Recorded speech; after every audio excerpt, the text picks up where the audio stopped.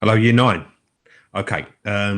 This is, I know I've already uploaded onto Google Classrooms a few videos, and you probably know that we're going to be doing this weekly for all year groups. This week, your task is to rewrite or redraft your text that you wrote about school. So there's not really a lot to explain. So what I was going to do is just show you the marking grid that we were using, just to see the things that you needed to include. All right. Okay. So I'm going to present, and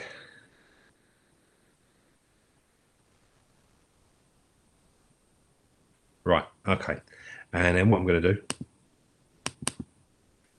if I show you this, all right. So this is the thing that we've been using to mark your text. Obviously, you need to get your verbs right and you need to get your sentence construction right. But what you also need to do is include content. All right. So if we look at the first bit, all right, I'm just going to underline it with a cursor. Start with I'm going to talk or write about. The reason why Miss has put that there is because if you use that straight away, you've included the future tense. Voy a escribir sobre or voy a hablar de.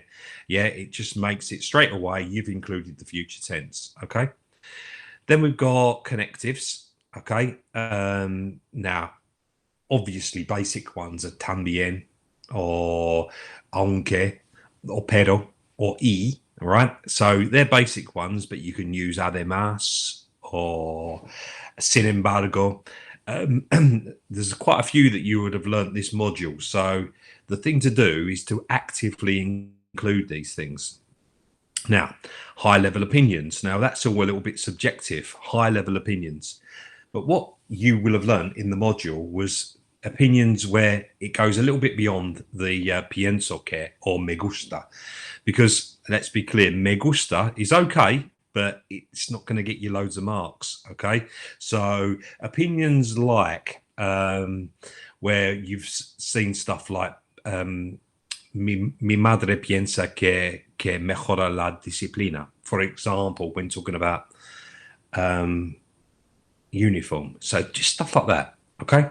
Develop reasons. Okay. So when you give your opinion, put because, porque, or ya que, puesto que, and then give a reason why you have that opinion. Adverbs. Now, adverbial forms are fairly straightforward. Now, you can have a word that's an adverb, right? For example, normalmente or siempre.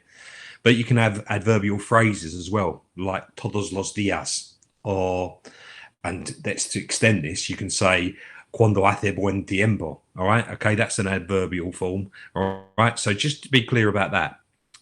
Intensifiers.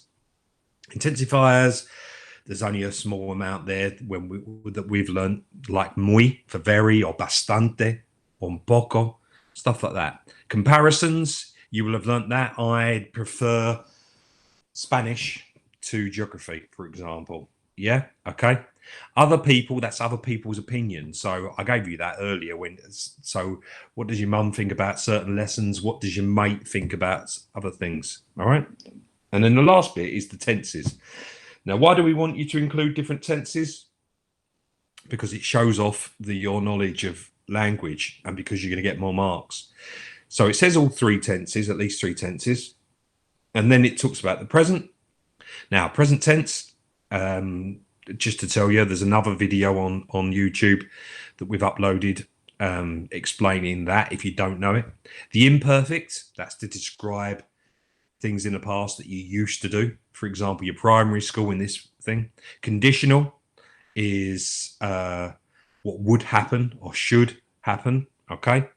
And near future, voy a hablar, voy a estudiar. And the past, the preterite form. And that would be last week I went to or I studied. Okay.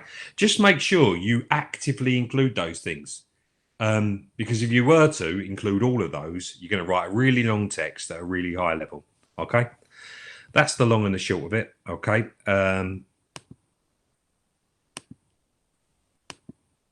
And that's the end of the video, really. It was just to explain what we're going to be marking your text on and how you can make it a really good text. Okay, take care, everyone.